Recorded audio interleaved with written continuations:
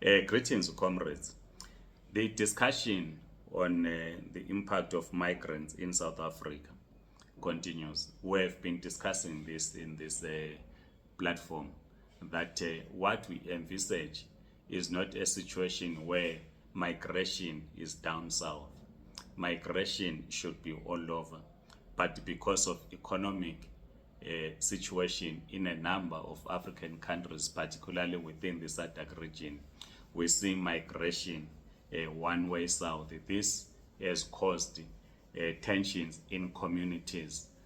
We've seen the outbreak of attacks targeting migrants. Migrants are blamed for crime in South Africa, blamed for rising unemployment, that migrants will those without skill and those that are documented will take low pay. And the political parties are trying to appeal to the South African electorate that if they are elected into power, they are going to deal with the question of migration to ensure that every person that is in South Africa is documented. Those that are not documented, some parties go to the extra to say those of low skill and documented must be deported back to their country of origin. But Dr. Anton Kazibone, who is a researcher at the University of Johannesburg, when he was giving testimony at the fire that claimed up 77 lives in Marshalltown last year on 31 August, his research presents a different view. It says migrants should not be blamed for that. Sunday World on the 20th of March published an article quoting him. It says the article is titled "Immigrants Not to Blame for High Crime Graft in South Africa." He's a state witness giving evidence to the commission that is investigating the circumstances in which 77 people died in Marshalltown. Kazibone is originally from Zimbabwe. He told the commission that he has done research on the perceptions surrounding foreign nationals in the South African government. He said, together with colleagues, they compiled the research publication to examine the validity of blame often put on immigrants. He says the public officials and politicians blame foreign nationals for various socio-economic problems in South Africa.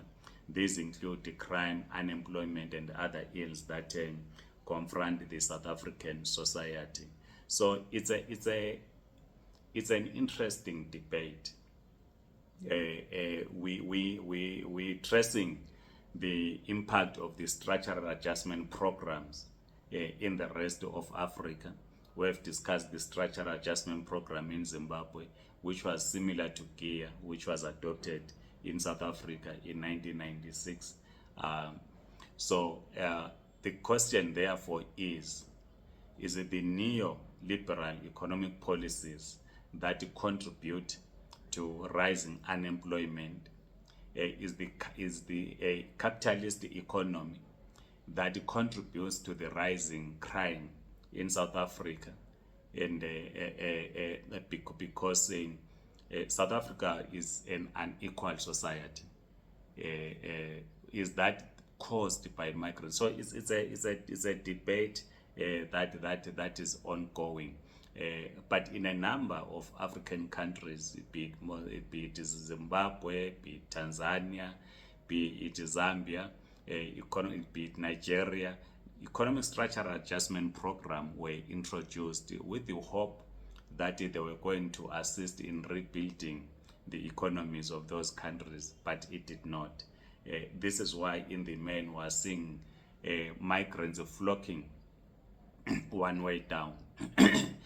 What we envisage, as I said earlier on, is that people should spread out.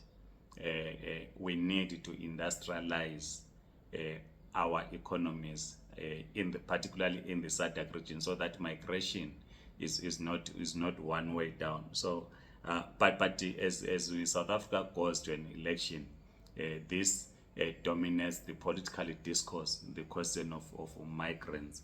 Yes, there are migrants that are involved in criminal activities, and we have said that South African authorities must arrest those that are involved in criminal activities. So it's a debate that we continue to have as we go to the 29th May elections. You might want to have a view on this, and of course I know that there will be some others that will be insulting, but it's fine. But just share your views on this. Like this video, subscribe to this YouTube channel. Please follow us if you're on TikTok. Otherwise, goodbye.